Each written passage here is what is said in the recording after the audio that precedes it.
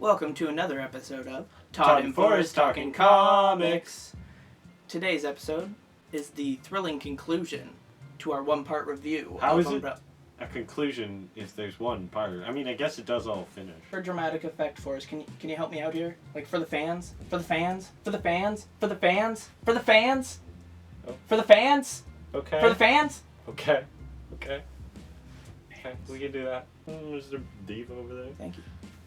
And yeah, so we're going to be talking about Umbrella Academy, the second volume, Dallas, by Gerard Way and Gabriel Ba. As always, we're your hosts, Todd and Forrest. In this story, we see the 5 members of the Umbrella Academy. Their lives have all been damaged after the events of the first arc, so they start trying to pick up pieces, and that eventually leads to them having to assassinate JFK. So yeah, let's talk a little bit about some things we will see in this comic. Time traveling. Time traveling agents. Pie. Giant magic mummy. Heads blowing up. Viet Cong vampires. Cowboy god. Nuclear weapon. Gratuitous torture. Statues of President Lincoln brought to life. A Marilyn Monroe masquerading monkey. Canned apples. Hazel and Cha-Cha. Ice cream. So, something I really liked about this story was the character of number 5. He's amazing. I love how big of a, badass he is, basically. He's got the ability to make micro jumps forward in time, which basically makes him the deadliest assassin on Earth. He's also had his DNA augmented with those of some of the most deadliest assassins on Earth other than him. He had all this happen by a time-traveling agency, and, I just love... he's trapped in the body of an 8-year-old, but he's the deadliest man on Earth. It's pretty amazing. I love some of his rants. He's hopped up on adrenaline after killing a bunch of people. He's talking about how they were the tigers, and tigers may have stripes and teeth and claws and things that tear, but they don't know the jungle. Only he knows the jungle because he is a gazelle. I also loved his rant at the end when he's taking out the villain, sort of the story. It's really unclear who the villain is.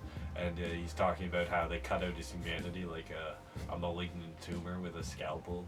He wakes up with the finest impulses known to man, and then he slaughters them. And then he eats the villain, who's a goldfish. It's complicated. So one of the characters I really liked in this series was Rumor. And in the first volume, Apocalypse Suite, she had her throat cut, and it ended up causing her powers to stop working, because her whole powers revolve around saying, I heard a rumor, and then something happens, because she warps reality with that kind of power. So yeah, she just takes White Violin, her foster sister, who tortured her, and puts her in this room full of the TV screen showing all of the damage that she caused while she was being possessed by this crazy death cult in the first volume, and just kind of leaves her there.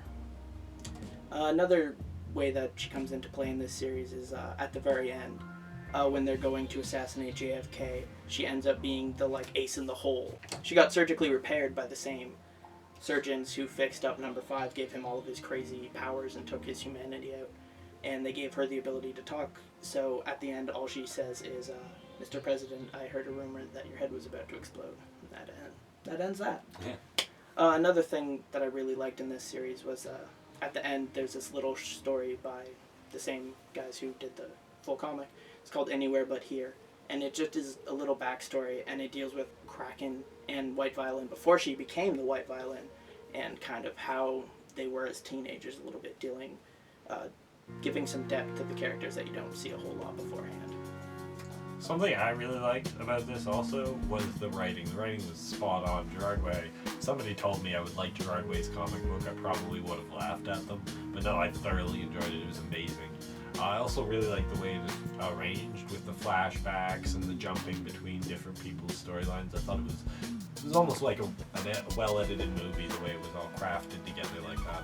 I thought it was really well done. Yeah. Some other things that were really good about this series, Hazel and Cha-Cha are these crazy time-traveling assassins. They're amazing. They're hilarious. Loaded on sugar. Just entirely. They torture the crap out of this guy, cut off all of his limbs just to know what's in his pie. And then when they find out, they just forgot why they even were torturing him. They just had so much fun. They went on a rant about drugs. Like Deadpool on crack. They want to blow up the world just to do it. Yeah, for fun. Because they're loaded on sugar. Yeah. I also really just love how Seops can't use his powers without his shoes on. He's got to bare feet to use his powers. Yeah, so now we're going to talk about some things we weren't so fond of. Forrest, what did you find that you weren't a big fan of? I liked everything. There was nothing in this book I didn't like. We tried to, talk about how we were supposed to give, fair reviews and everything, so we had to find something we didn't like. I can't find any fault with Dallas. It's amazing. It's good through and through. The one problem that I had with this series was that you have to read and fully understand Apocalypse Suite before you can read and fully understand Dallas, and Dallas is this masterful work, and Apocalypse Suite is kind of just set up and it feels kind of cheap because of it.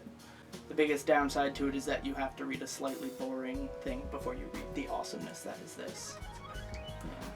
So that's about everything. We give this one, for our rating, we give this one a solid 5 out of 5 Viet Cong vampires. And in closing, here is a picture of a kangaroo punching a guy in the face while a ghost takes pictures.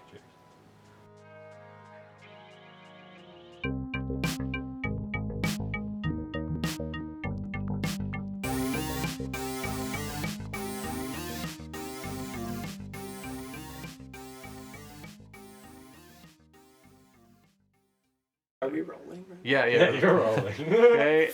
Okay. Action. Welcome back to Okay. Welcome back to another episode of Todd and Come on, man! I stopped laughing. I know.